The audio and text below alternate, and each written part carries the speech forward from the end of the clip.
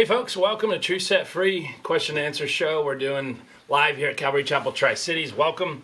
My name is Matt Lewis. This is Pastor Steve Whinery. I have questions today. Apparently you guys didn't want to listen to Pastor Steve sing. I don't know what's up. I got like 5 questions immediately. So if you don't know what I'm referring to, one of Steve's secretaries posted a hilarious video. We're still laughing about it. You can go and watch later and check it out. In any case, if you guys have questions for me, here's the email, crosswalkradio@gmail.com. You guys can leave a voicemail or text to 707-872-7677. For you guys that are local, I just have a couple announcements for you. First of all, Steve started this marriage and parenting series that's going on Wednesday nights. I think this is is this the second or third? Second one. Second one tonight. Yep. So you guys aren't too late if you want to come and jump into that. We also have an all-city worship night. It's March 18th at 7 p.m. This is open to all churches, all Christians, all people that just want to come and worship with us. I believe Brandon B is coming down and EQ worship. At least that's what it says on my flyer here. And then thirdly, I want to tell you about our Easter services coming up. We're going to have a 6 a.m. Sunrise service. If you've never been, this is one of my favorite services alongside Christmas Eve. I like Christmas Eve a lot, but it's obviously on Easter morning, watching the sunrise come up, and then Pastor Steve goes through Bible study. So way cool thing, and it's in our outdoor amphitheater. So if you've never been here, we have an amphitheater that's outdoors. Dress warm, dress accordingly, and you can join us for that at 6 a.m. on Easter Sunday. If that doesn't float your boat, and there's bonfires for that, right? So just FYI. And then we have a 9:15 and an 11 o'clock, 9:15 indoor service. And then it says on here 11 o'clock outdoor service. Is that verified? Okay, I said that right. So if you guys want to go to church inside on Easter, 9:15 is your service. If you want to do amphitheater, 11 o'clock. And if you want to do sunrise service, we'll see you bright and early at 6 a.m. Anything else you want to tell them for Easter? Well, for Easter, part of the reason that we're doing that is because our services are pretty packed out. And so we do a normal sunrise service on Easter out in the amphitheater. We have bonfires and all that stuff like he was talking about. And so that's a really cool one. One of the things I'm going to be doing this year is all the Bible studies are going to be the same. And so normally I'll do one Bible study for sunrise service and another one for the regular Easter morning Sunday service. But they're all going to be the same. So no matter what time you come, you're going to get exactly the same sermon with exactly the same words, because that's exactly how I do. That almost never happens. Never happens. But it'll be the same subject matter. Yeah. The reason that we did second service outside is because, it would be third service by that time. But the last service outside is because, again, we have a space problem, and usually Easter is, we have packed out services, and we're already in that situation now. So outside for the last service, and hopefully we get, a lot of people who want to come, and then we can spread out, and there's plenty of room. So that's the idea behind that. We looked at getting other venues, but none of them wanted to, they wouldn't allow more than 200 people. Of course, so that's not going to work. So we're doing it here. All right, you good? Yep. All right, my first question is from Quinn. And Quinn was from out of town. He actually stopped in today, but you were busy. He has this question. It's in 2 Thessalonians chapter 2, verse 3, is this verse talking about the rapture or the start of the 7 years, which is referred as which is referred as the day of the Lord, or the last week of the tribulation?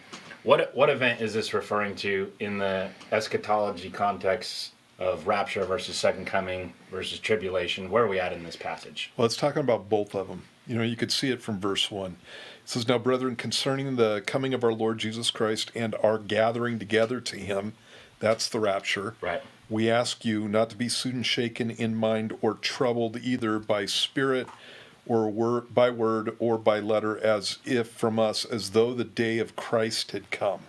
And that's where the day of the Lord comes in. And without making this a big, long, huge theological discussion, the day of the Lord is a specific period of time that the Bible talks about in which God is intervening in human events. And the specific period of time is what's called Daniel's 70th week, or we call it the tribulation or the Great Tribulation. Mm-hmm. That's a 7-year period. But the day of the Lord also includes the millennial kingdom period, all the way up to the destruction of the old earth and the old heaven. And then God makes a new heaven and a new earth. And so the day of the Lord is this prophetic period of time that you see in the Old Testament. And it begins with the tribulation period. And so when you're looking at this passage, what Paul's doing is he's letting you know that the rapture and the day of the Lord are coincidental in the sense that they happen right at the same time. So what these people had been told was they were not going to see the day of the Lord.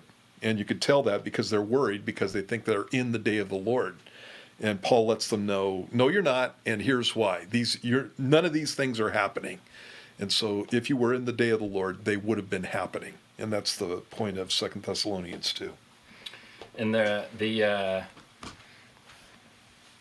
okay, right. So it's kind of confusing because he's talking about different things all at the same time. Right. So you have to know where you're at in the eschatology calendar. So apparently they had been told that they were in the day of the Lord. And that's the point that he's making in verse 2. Don't believe it. If you got a letter as if it was from us, or if somebody prophesied it, that's what, either by spirit or by word, or they taught that you are in the day of the Lord, because you're not, is the point that he was making. And so the reason that they would be concerned is because, number one, they missed the rapture, or it didn't happen. Right. And number two, they're in the tribulation period. And that's what Paul's telling them. Neither one of those things is the case with you. Cool. Yeah. All right, thanks for coming in. Good to meet you today, Quinn. All right, Kathy has a question. I guess that fits on there. She says this: when Jesus was on the cross and being judged, did the part of him who is God leave him so he faced those 3 hours alone as purely a man and not the God-man, so to speak? No, there's no indication in Scripture of that at all. That's probably something that you picked up from Word of Faith teachers. One of the heresies, that's a heresy, in the Word of Faith movement, is that Jesus ceased being God while he was on the cross and he became a sinful man. And that comes actually from one of my favorite verses. This is where they get it from. It's out of 2 Corinthians chapter 5. And in the passage, it says this: for he made him, this is chapter 5, verse 21. It says, for he made him who knew no sin to be sin for us, that we might become the righteousness of God in him. And the idea behind that, the Greek and the teaching in that passage, is that Jesus became a sin offering for us. He didn't actually become a sinner. He was any more than I became righteous. So you see a straight across trade there. He made him who knew no sin, that's Jesus, to be sin for us. And the reason is because I'm a sinner, that we might become the righteousness of God in him. And so Jesus was no more a real sinner than I am a real righteous man, in the sense of I have actual perfect righteousness. That righteousness is given to me.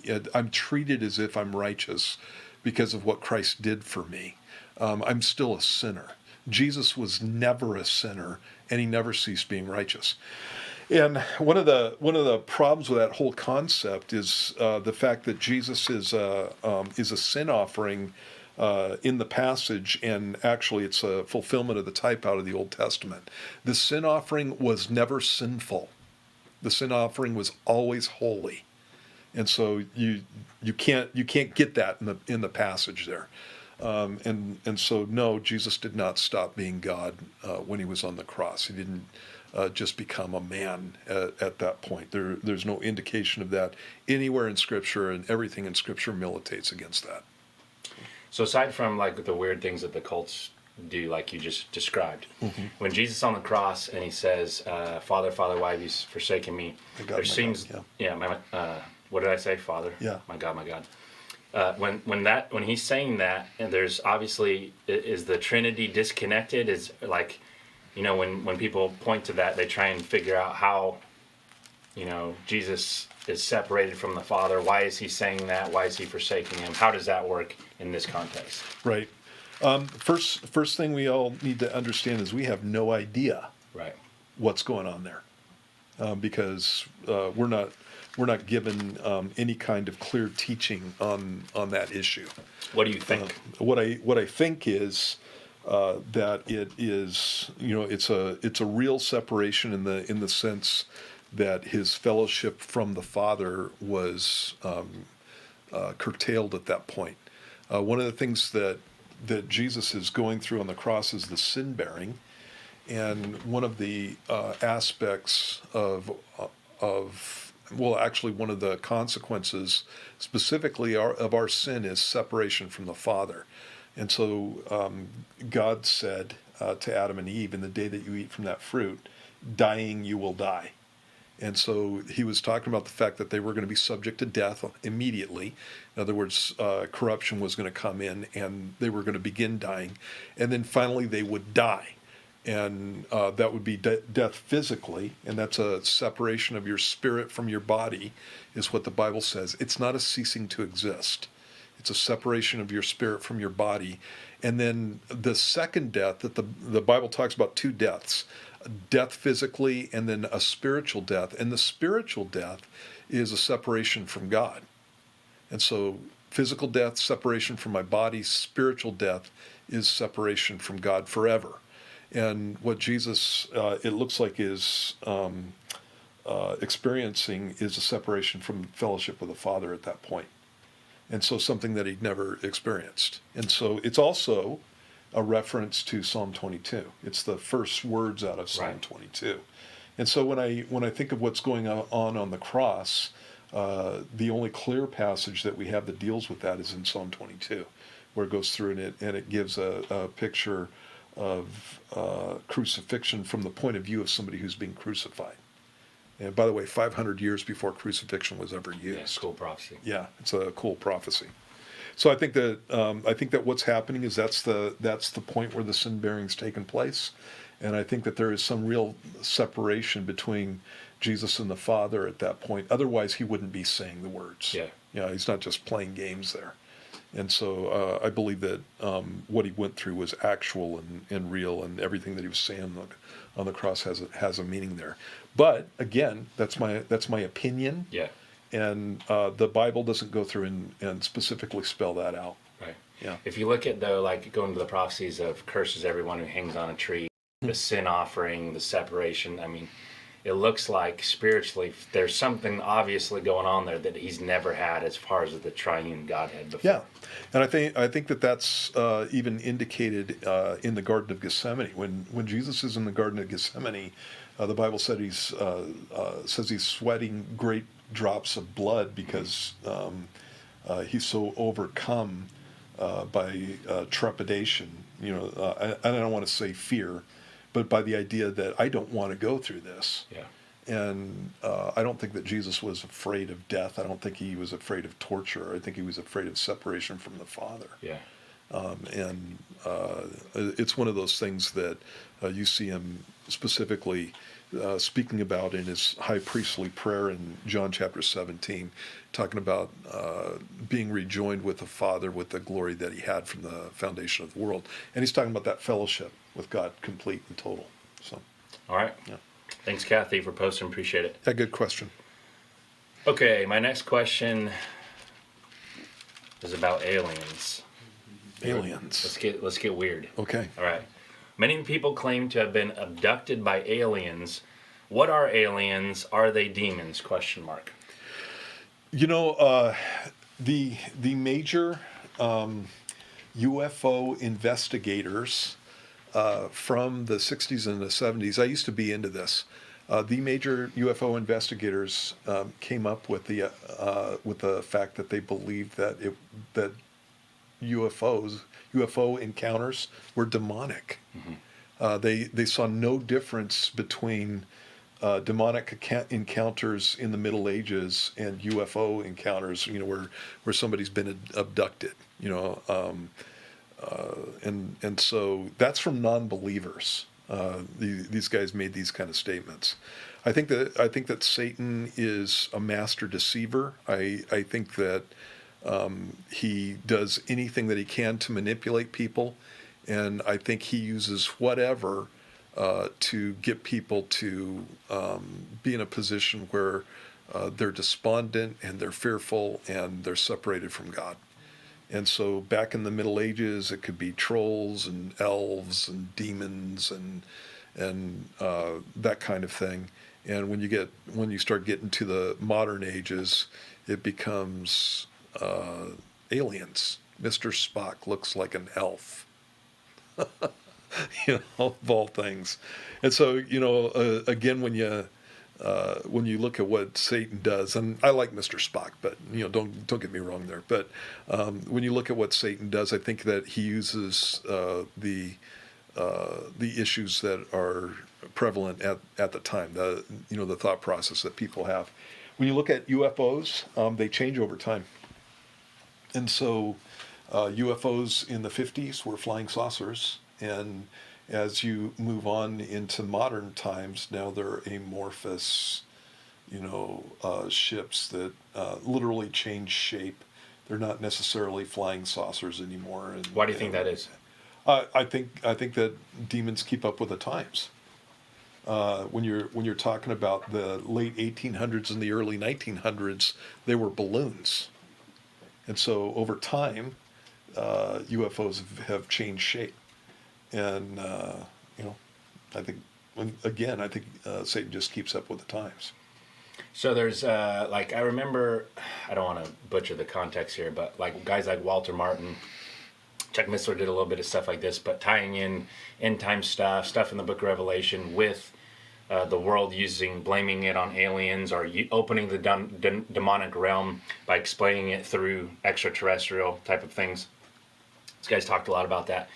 But you have eyewitness testimony and people who have, I'm talking military generals, people who fly government planes, down to just normal Joe Blow, American citizen or world citizen, talking about how they were abducted, talking about, the gray man or whatever. And it's always this weird, perverted, demonic thing. And so as believers, we know that greater is he that's in you than he that's in the world. So we can't be messed with in that way, but the world's open to these. Well, I think the world is more open to these. Demons have more latitude with an unbeliever, but obviously we're believers. We get messed with by Satan all the time. Yeah. And so it would just be a matter of if I saw a little gray man, sneaking through my window, just going, in the name of Jesus, get out of here, and then see what happens. Yeah. I have every assurance that he would get out at that point. One of the things, and again, you'd have to get into the literature on this, but aliens have a theology. Really? What do you mean by that? They always attack Christianity. Oh. They're always into Eastern mysticism. It's really interesting. And so Jesus, they have definite opinions about who Jesus is. They have definite opinions about Christians. And, they want this kind of amorphous religion in the sense that, we're all, coming up to the next step in human evolution, and you'll hear all this stuff. And the aliens are here to lead you into that. The aliens are doing the same thing that the New Agers are doing, and the same thing that the occultists are doing. And in fact, I heard one of the things that's telling about this whole issue when people are involved in this is that the attitudes cross over into areas that have nothing to do with each other. And so I was watching a daytime talk show this one time on TV, and they had an occultic expert, and they had a guy who had been involved with alien abductions on the same show. And the guy who's involved in alien abductions, well, actually the guy who is involved in the occultic stuff, as soon as he tells this story of what happened with him, in the spirit realm, the alien abduction guy goes, "That's exactly my experience," and he starts talking about how it went the same. And what he was doing was equating the demonic stuff with the alien stuff, without even knowing that that's what he was doing. In other words, it just went straight across, and they never realized that we're talking about two totally separate fields, and they were again equating those things, and it's because it's occultic, and even the people who are involved in it have that knowledge, at least subconsciously. And so, when I look at this stuff, there's just all kinds of examples of weird things that the aliens do. You always have these sexual issues that are going on, when they're being probed, and literally torture that's taking place, and they're always telling them to do all kinds of freaky things. There's false prophecies and that kind of stuff. Heard about one person who'd been abducted by aliens. This is an old story, but she had been told that they were going to appear and they were going to land on the White House lawn, and that she needed to fast until they did. And so she did, and they didn't, and so she died. So literally starved herself to death. Just weird stuff like that. I mean, who would go that far? And it's that kind of thing. When you look at the whole issue of alien spacecraft, they don't obey the laws of physics. Yeah. And so they are going radically much faster than the speed of sound in an atmosphere, sometimes up to 20,000 miles per hour in an atmosphere. Yeah, stopping, making right-angle turns, and that kind of thing. And there is no interchange between the craft and the atmosphere. So there's no sonic booms. There's nothing going on like that. And anything that's material going through an atmosphere, it's moving air. It has to be. Mm-hmm. And so you have no indication that it is actually physical, except for a plot on, sometimes they're seen on radar, sometimes they're not seen on radar. But you have no indication that they're actually physical, except for sight, and sometimes they show up on radar. They've watched alien craft go into the Earth, and so they're chasing them. And there's a classic example of the UFO going into the ground at speed, and then coming out of the ground later on at speed. And so obviously you're dealing with something that's not physical there. And even though I'm a great, I'm a Star Wars fan, I am a Star Trek fan, there is we have no way to go faster than the speed of light. That is the speed limit in the universe, from everything that we know in physics. And so any stars that a UFO would come from are radically distant. So when you're talking about a light year, you're talking about 6 trillion miles for a light year. It takes over 4 years, 4.25 years, to get from our planet for light to get from our planet to the nearest star. And most of the stars are obviously radically further away.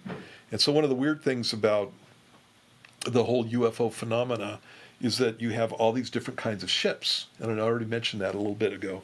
You have all these different kinds of ships, and they have catalogs of these ships where they have like literally dozens and maybe even hundreds of different shapes to these things.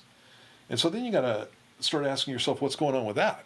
Because if you have all these different shaped ships, are they all coming from the same planet? And if that's the case, why would you have all these different models of spacecraft coming from the same planet? The other option is that they're coming from all kinds of different planets and coming and visiting us.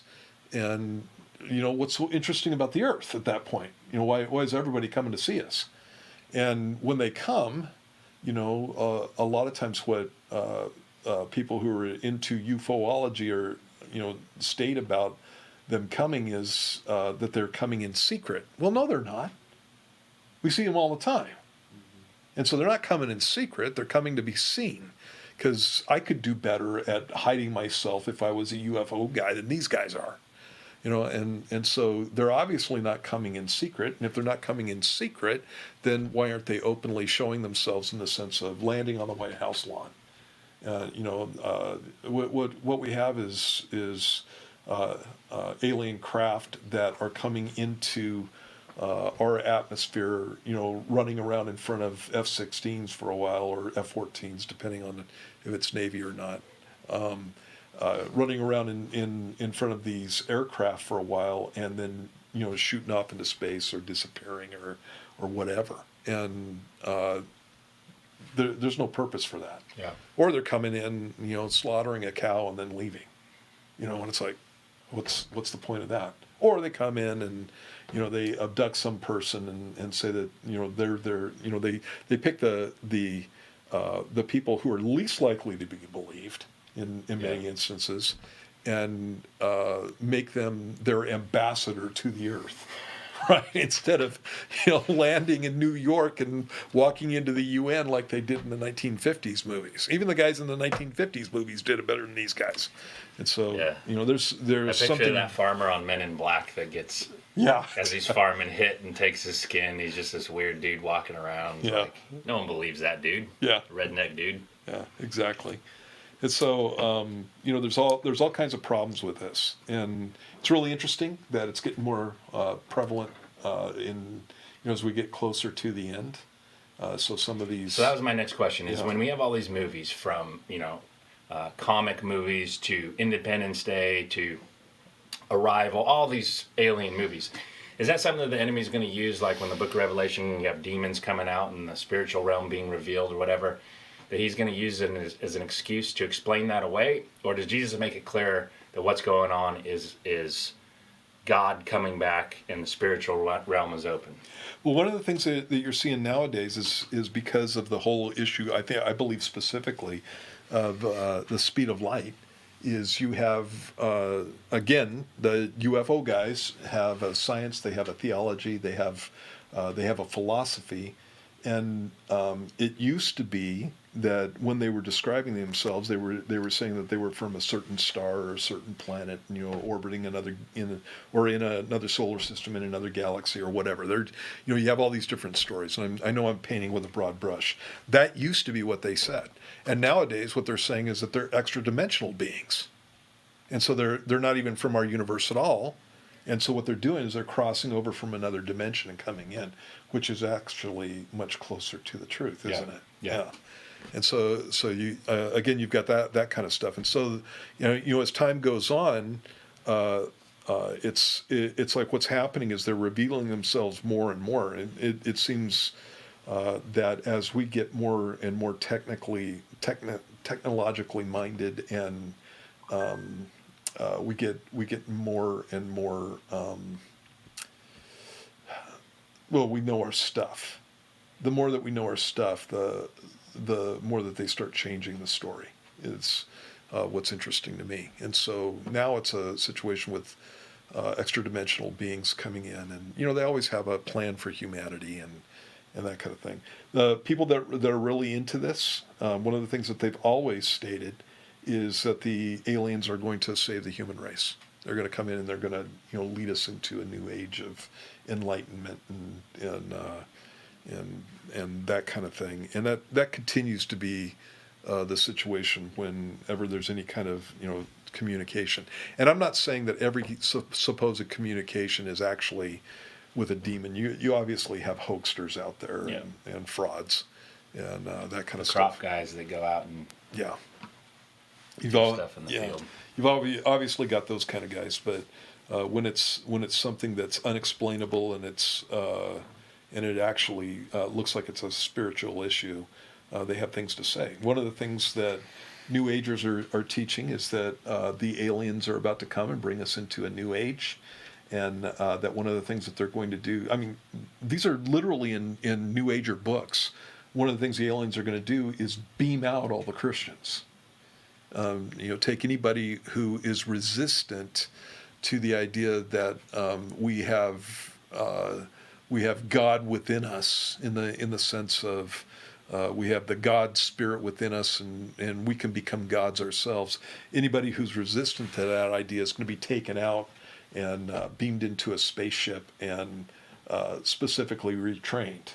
It's a reprogramming that's going to happen. And so when in one of the volumes that I read, it was supposedly a prophecy, a communication from one of these aliens, and he said, "Don't, we didn't need to worry about this, and the aliens care about the Christians too, the little Christians who don't know what they're doing.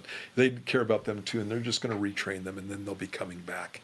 And if you didn't get to go in that departure from the earth, don't worry, you didn't miss anything like the rapture or anything. It's another thing altogether." So they speak to these issues. Yeah. The people who are involved in this, and again, I have no way of knowing whether those things are really coming from the demonic realm, or it's something that a New Ager is just making up in a situation like that. But they do speak about that issue, and are kind of trying to preempt the rapture, or the teaching that Christians were taken out. And so again, it's common in the literature. All right. Yeah. There you go. I don't have a name on that, but okay. This one's from Lynette. She says, anytime Jesus mentions something twice, it is important. In Matthew 19:30, and then she quotes, "But many who are first shall be last, and the last shall be first." And in Matthew 20:16, "So the last will be first, and the first will be last." She says, "I understand the parables. God sees our heart, and whether rich or poor, or early in life or late in life, we will receive eternal life if we follow him." Excuse me. But what did Jesus mean? Who are the last? And in what aspect are they first? Well, I think it's the idea. Jesus talked about the fact that we need to be people who are selfless, and we need to put others first, and we need to be dying to ourselves. And so, many times when Jesus is using these illustrations, he's specifically speaking to the disciples about just the whole attitude of I want things, and I want to be in powerful positions. So in Matthew chapter 19, Jesus is talking to the rich young ruler, and that conversation ends with he needs to go and sell everything that he has and follow Christ, give it to the poor and follow Christ. And the Bible says that he went away sorrowful because he had great possessions. And Jesus says, "Assuredly I say to you that it is hard for a rich man to enter the kingdom of heaven." And he goes on with that. And then Peter pops up and he says, "We've left everything, so where are we going to get?" And Jesus goes through and says, "You're going to get stuff. I'm going to take care of you, buddy." Good old Peter. Yeah. "But many who are first will be last, and the last first." And the point that he's making is stop trying to be first. And instead, you want to be somebody who is last. Jesus, at another point, was talking about the fact that in the world, you have people who rule over others, and it's not going to be like that in the kingdom. But he who's greatest in the kingdom of God will be the servant of all, and that's what it means. The one who's last is the one who's the servant of all. And what God's doing is he's watching a person who's others-centered. And when you have that kind of attitude, God has no problem putting you in front.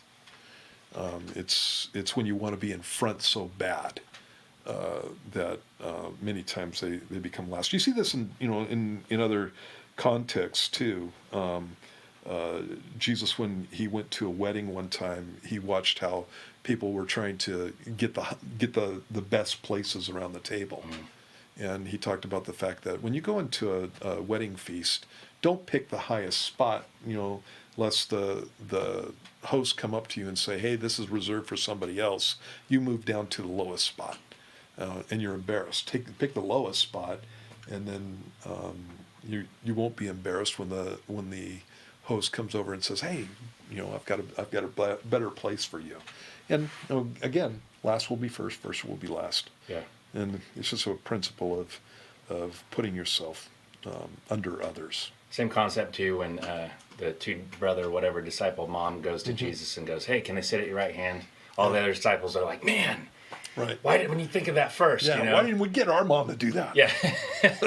And he does the same concept. He's like, "Hey, you want to be great in heaven? Yeah. You got to be a servant of all." Right. So Yep. cool stuff. All right. She also has this. She says, Lynette, I work in healthcare and I'm wanting to make an informed choice before I take the vaccine. I'm watching to decide which vaccine has the best outcomes. If I was in Israel, I would be laid off from work, not able to go to restaurants and public events. Is Israel mandating vaccines? I don't. Okay. Yeah. And not be able to travel. And then she says, do you think Christians wanting to visit the Holy Land should be forced to take the vaccine? Does that mean that if people are going to Israel, we have to have the vaccine now? Is that what they're doing? You know what? I haven't looked that up because I haven't been on it as far as I haven't either. when we're going to go to Israel and stuff. But I believe that that's the case. Right. Last thing I heard, they want people to be vaccinated before you come over. And so again, what's the question? She's in healthcare. She's trying to manage all this to take it or not. But then she says, do you think Christians wanting to visit the Holy Land should be forced to take the vaccine? Well, it kind of doesn't matter what we think because it's another country. Yeah. And so they get to make the rules for how you get into their country no matter what. And but when you're looking at the informed decision, really when I'm looking at the whole issue of vaccination, and again, I'm one of those guys that you might not want to take my opinion on this whole thing because I'm not a big medicine person, and so I take as few medicines as I possibly can. And I'm not afraid of medicines, and I'm not an vaccine guy, but I don't think that my body was made by God to resist disease. So I go to the Lord in prayer when I get sick, and I don't mind having a fever and letting it run its course and that kind of thing. So that's kind of where I'm at with this kind of stuff. And with the vaccine, there's a couple things that I'm looking at this point. One of the issues has to do with something that's common with Christians and their attitude towards vaccines is where's the vaccine coming from? And so some of these vaccines are being produced from aborted fetal tissue, and they're called fetal cell lines. And so they start out with an aborted baby, and they take the cells from certain parts. One that I know of is lung tissue from an aborted baby, and they make a cell line that they use in the production of the vaccine. And so I don't like that. And so I don't want a vaccine that comes from an aborted fetal cell line. The other thing that you need to know about vaccines is that you have some vaccines, actually, the two that we have that are common in the United States today are Pfizer and what's the other one? Is it Merck? Yeah, I can't remember. There's two that are common now. The Pfizer is the most common. And Pfizer doesn't originate with fetal cell lines, but there was some testing of the vaccine on fetal cell lines, and so those are two issues. And so I don't want anything injected in me that came from a dead baby.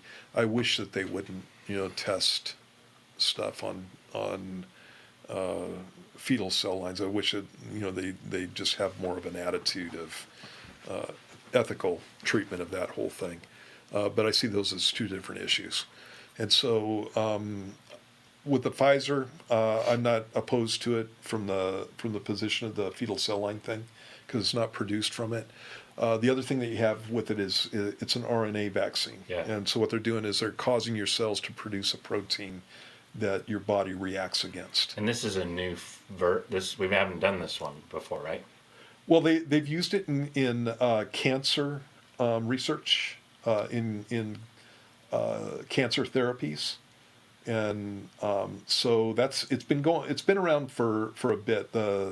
I pulled up an article from 2015 because I wanted to get an unbiased opinion on how the whole thing worked.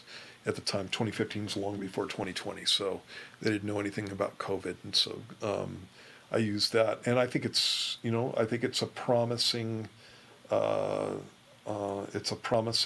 area of research. I think that's pretty cool, but it hasn't been tested all that much. Yeah.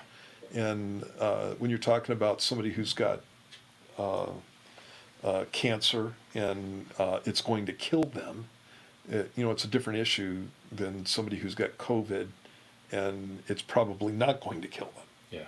And the risks that are involved with that. So people need to know about that. That there have been issues at times with these things. There's been some problems famously over in Sweden with some people that have taken some of these vaccines, and so you have to make an informed decision. Having said that, I know people who've taken it and have not had real problems. My son, for example, is in the medical field. He's taken it, and so he got sick on the second shot. And is that a thing? Because that's like the 10th time I've heard that. My mom got it.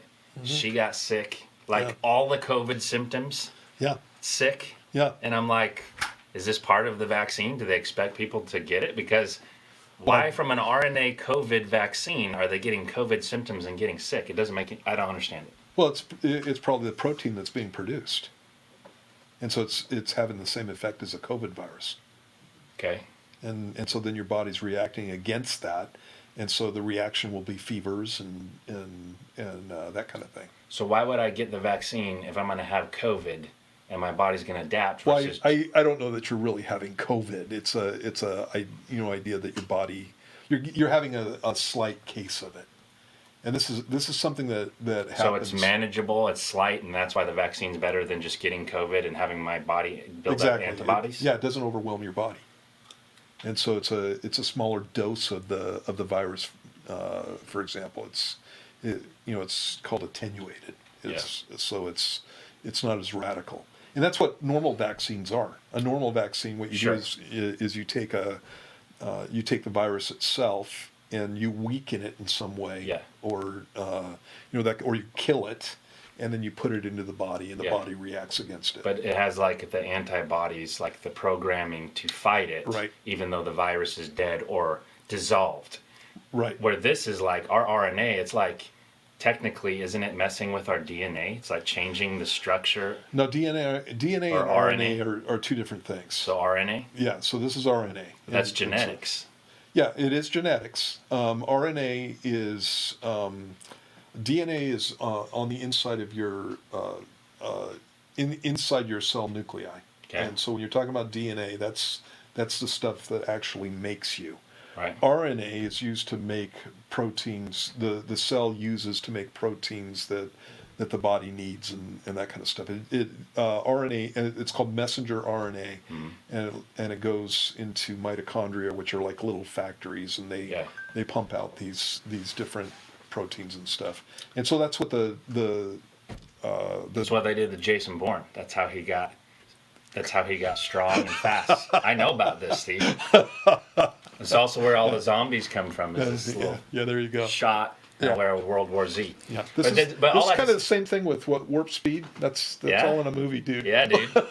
No, but in all seriousness, you're not worried that we're messing with an RNA, which is a protein delivery system. Like, how do we know what that's going to do to our body? Well, exactly, and that's the point that I was making. Right. So when it's a case of I've got cancer and I'm going to die from it, I'm way more open to using something like that absolutely. Because I'm going to die anyway. Yeah, for sure. If I don't do something, something needs to happen here, and so it is a promising field of research. But when you're talking about something like this, it has a 99.9987% chance of survival rate. Going this direction, it's a little bit more iffy, and actually I've been watching to see what the reactions are and see if it's effective and that kind of thing before I can't get it yet anyway, but before I do that, those are things that I'm going to be looking at.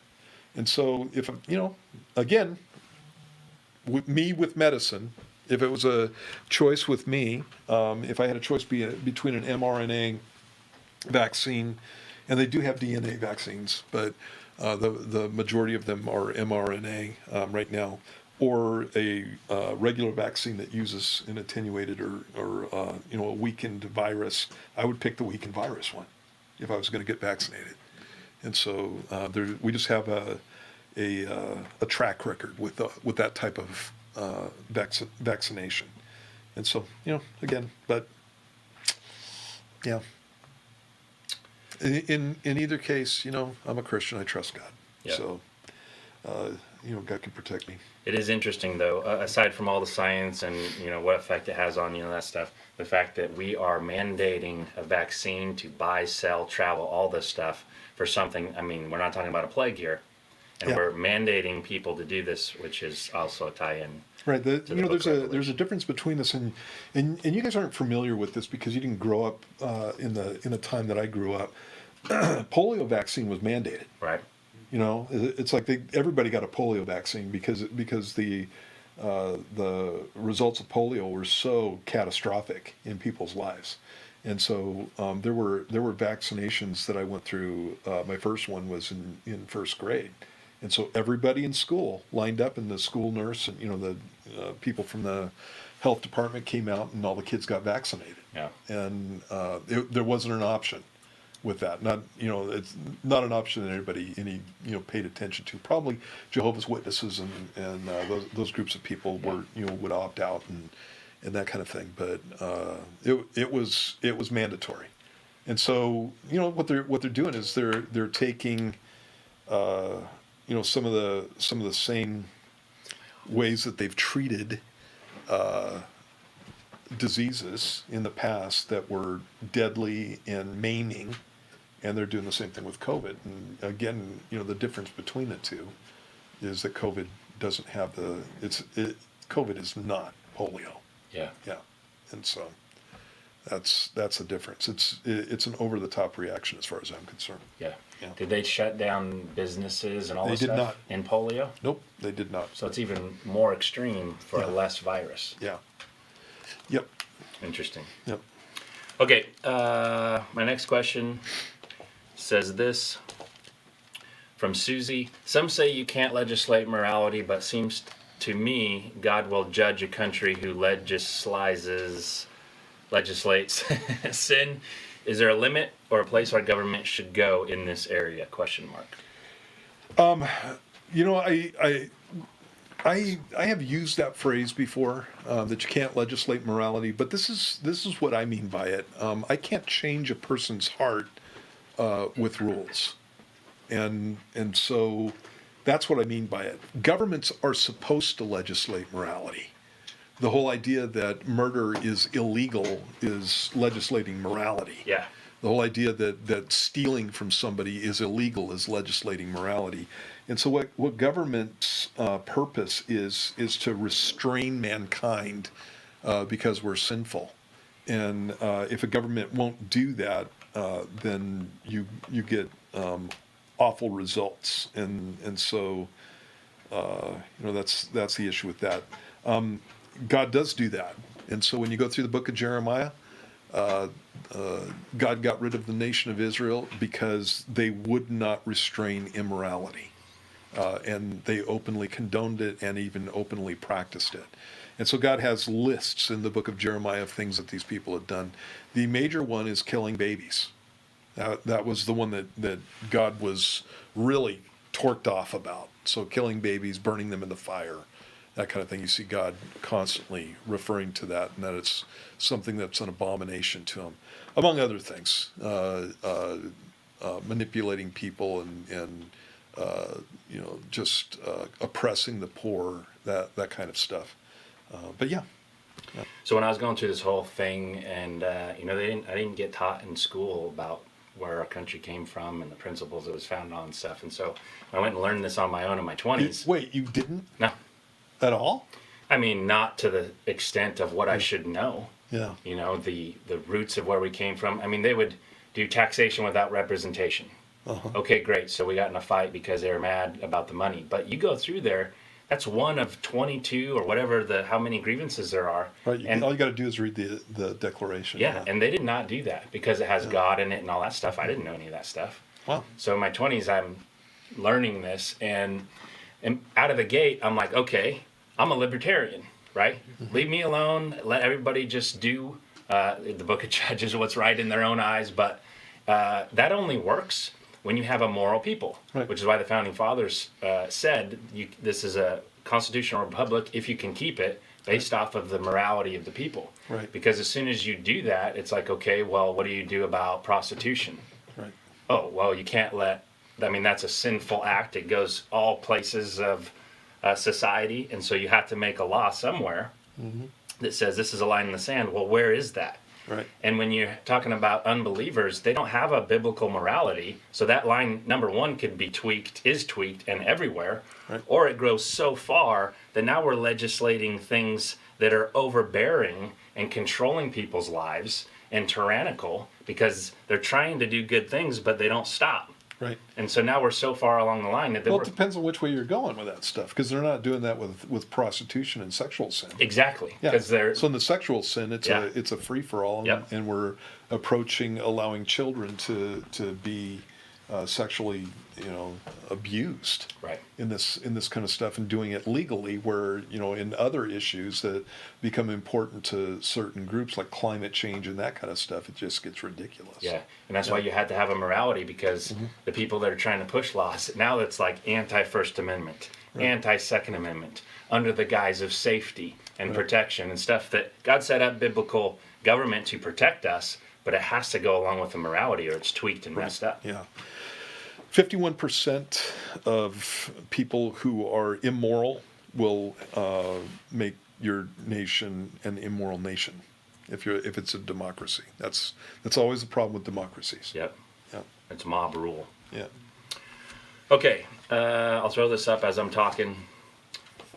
This is from, actually, you just sent me one, right, Mike?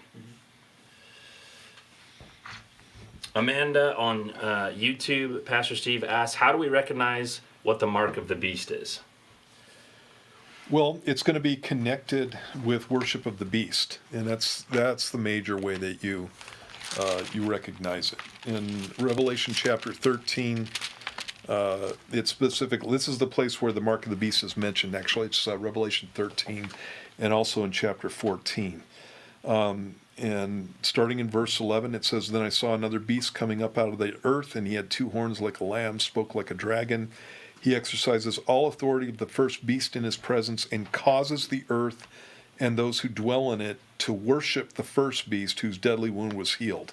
So second beast is called the false prophet later on. First beast is the Antichrist. He performs great signs, so that he even makes fire come down from heaven on the earth in the sight of men. And he deceives those who dwell on the earth by those signs, which he was granted to do in the sight of the beast, telling those who dwell on the earth to make an image to the beast who was wounded by the sword and lived. He's granted power to give breath to the image of the beast, that the image of the beast should both speak and cause as many as would not worship the image of the beast to be killed. He also causes all, both small and great, rich and poor, free and slave, to receive a mark on their right hand or on their foreheads, that no one may buy or sell, except one who has the mark or the name of the beast or the number of his name. And so it's connected with worship of the beast. In the very next chapter, there's a warning that God gives through an angel. And in verse 9 of chapter 14, it says this: "A third angel followed them, saying with a loud voice, if anyone worships the beast in his image and receives his mark on his forehead and on his hand, he himself shall also drink of the wine of the wrath of God, which is poured out full strength into the cup of his indignation. He'll be tormented with fire and brimstone in the presence of the holy angels and in the presence of the Lamb." And it talks about the smoke of their torment going up forever. So the warning has to do with taking the mark and worshiping the beast. And one of the things you need to understand about the mark of the beast is that it's a copy of what God's already done in the book of Revelation. In Revelation chapter 7, there are a group of guys called the 144,000, and it says in verse 2, "I saw another angel ascending from the east, having the seal of the living God, he cried with a loud voice to the four angels to whom it was granted to harm the earth and sea, saying, "Do not harm the earth, the sea, or the trees till we have sealed the servants of our God on their foreheads." And so the believers get a mark. It's a spiritual mark, and it's not something that's done with with a tattoo or something like that. But the believers get a mark, and so do the unbelievers. And the believers get a mark because they're worshipers of the true and living God. The unbelievers are getting a mark for exactly the same reason, and that mark is something that they choose, and that's why chapter 14 says, "Don't do it," and relying on the fact that people have a choice on the issue. So the mark of the beast is going to be something that obviously in the passage you have to use to buy or sell, and it's connected with the worship of the Antichrist. And so nothing that we have on the planet at this point is the mark of the beast, because the Antichrist isn't revealed. And so obviously Antichrist would have to be revealed. He would be commanding everybody to worship him, and it would be at that point that the mark of the beast comes into play, and that's how people would know that this is the case. God's lined it out pretty well. There's not going to be anybody who picks up a Bible that's not going to understand what the mark of the beast is. And in case that there aren't, or that there are people who don't have Bibles, God makes sure that it's proclaimed literally by an angel flying through the heavens, is what it says in chapter 14. And I think it means exactly that. Awesome. Yeah. Thanks for posting, man. I appreciate you watching the show. All right, last one for today. With the book of Esther being the only book without any mention of God, what do you think the main point of the book would be? Why is it included in the Bible? ? And a side question to that, do you think that Haman was a type or a test run of the Antichrist? Let's go backwards. Yes, I think Haman was a test run of the Antichrist. It's, Okay. I think that's pretty cognitive of you. I think that's a good point that you picked up on, because he's obviously a guy who's trying to kill off the Jewish people, and so you have that. I think that's one of the reasons that the book of Esther is in Scripture. And I agree with you. It's really interesting that God's name isn't specifically mentioned in the book of Esther, but providence is mentioned in the book of Esther.